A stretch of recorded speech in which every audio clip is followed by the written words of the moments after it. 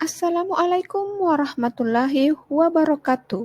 Kembali bersama saya, Fahira SPD, calon guru penggerak angkatan ke-7 dari SMP Negeri 39 Bulukumba, Provinsi Sulawesi Selatan. Pada video kali ini, saya akan memberikan kesimpulan dan refleksi dari modul 1.1 Pemikiran Ki Hajar Dewantara dalam tugas koneksi antar materi.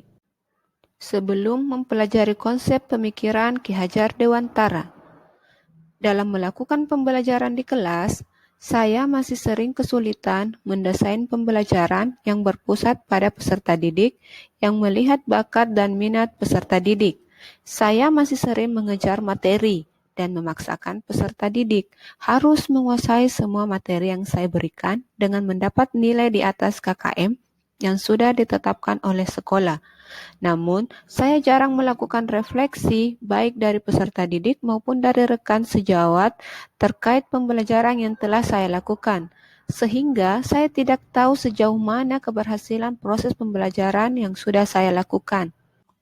Selain itu, saya masih sering menganggap hasil ujian peserta didik adalah segalanya tanpa melihat proses belajar peserta didik, sehingga muncul pemikiran di dalam diri saya bahwa peserta didik yang mendapat nilai bagus adalah anak yang pandai dan merendahkan peserta didik yang mendapat nilai yang rendah. Hal ini yang terkadang membuat peserta didik hanya berambisi mendapatkan nilai ujian yang bagus tanpa memperhatikan proses dalam pembelajaran di kelas. Kemudian berikutnya, kurangnya kedekatan secara emosional antara saya dengan peserta didik, sehingga penanaman nilai-nilai karakter kurang terbangun dengan baik. Seringkali saat mengkondisikan kelas, saya masih menggunakan tekanan, ancaman, gertakan, dan hukuman untuk membuat peserta didik tenang atau disiplin di dalam mengikuti proses pembelajaran. Setelah mempelajari konsep pemikiran Ki Hajar Dewantara dalam program Guru Penggerak Angkatan 7 ini, saya banyak belajar tentang bagaimana filosofi pendidikan Ki Hajar Dewantara. Secara garis besar, saya akan memaparkan 3 hal berikut. Yang pertama, pendidikan yang memerdekakan. Yang kedua, pendidikan yang menuntun. Dan yang ketiga, pendidikan kodrat alam dan kodrat zaman. Yang pertama, pendidikan memerdekakan. Membuat peserta didik belajar tanpa tekanan, sesuai dengan karakteristik dan kemampuan peserta didik.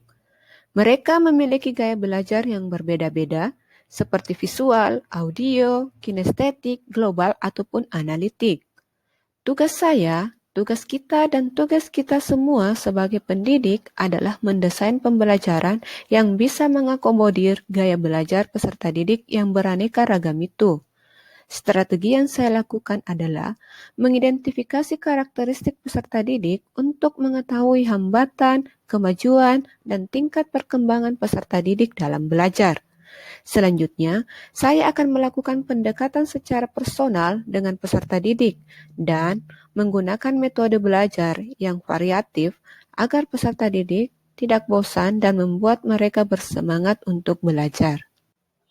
Yang kedua, pendidikan menuntun. Saya menyadari bahwa sebagai pendidik tidak bisa memaksakan kehendak kita untuk diikuti oleh peserta didik. Memberikan materi kepada peserta didik tanpa memperhatikan kemampuan dan bakat peserta didik dapat membuat mereka tertekan dalam belajar. Guru seharusnya menuntun peserta didik sesuai bakat dan minat mereka. Adapun strategi yang akan saya lakukan adalah yang pertama, menyampaikan manfaat dan tujuan materi di awal pembelajaran. Yang kedua, merancang pembelajaran yang berpusat pada peserta didik dan menggunakan model pembelajaran yang variatif. Yang ketiga, melakukan pendekatan emosional dengan peserta didik dengan saling berbagi cerita dan memberikan motivasi kepada mereka. Yang keempat, mengenali karakter peserta didik dan menjalin komunikasi yang baik dengan orang tua peserta didik. Yang kelima, memfasilitasi peserta didik dalam mengembangkan bakat dan minat mereka. Yang ketiga, kodrat alam dan kodrat zaman. Tidak bisa dipungkiri bahwa kita sebagai pendidik seringkali mendidik peserta didik sama seperti kita belajar dulu. Padahal, kodrat alam dan kodrat zaman telah berubah, tetapi kita masih saja sering memakai cara lama atau menggunakan model ataupun metode pembelajaran yang kebanyakan ceramah. Sama seperti yang dikatakan sahabat Nabi Ali bin Abi Thalib, didiklah anakmu sesuai dengan zamannya, karena mereka hidup bukan di zamanmu. Oleh karena itu, sebagai pendidik, seharusnya kita mampu menyiapkan peserta didik kita untuk siap menghadapi kodrat alam dan kodrat zamannya. Adapun strategi yang akan saya terapkan untuk mewujudkan pemikiran Ki Hajar Dewantara. Bila melihat kodrat alam dan kodrat zaman, pendidikan saat ini menekankan pada kemampuan anak untuk memiliki kecakapan ataupun keterampilan abad 21.